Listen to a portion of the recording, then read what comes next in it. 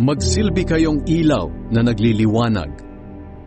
Mga minamahal, kung paano lagi ninyo akong sinusunod noong magkakasama pa tayo, lalo sana kayong maging masunurin kahit ngayong malayo na ako sa inyo.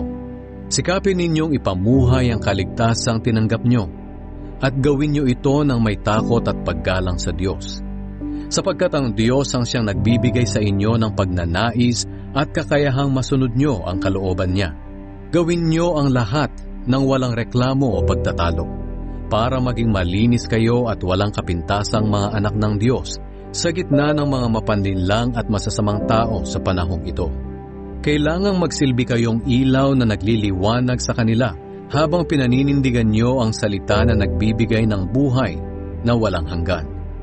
At kung gagawin nyo ito, may maipagmamalaki ako sa pagbabalik ni Kristo. Dahil alam kong hindi nasayang ang pagsisikap ko sa inyo.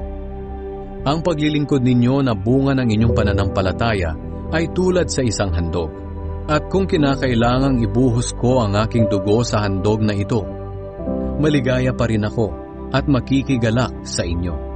At dapat maligaya rin kayo at makigalak sa akin.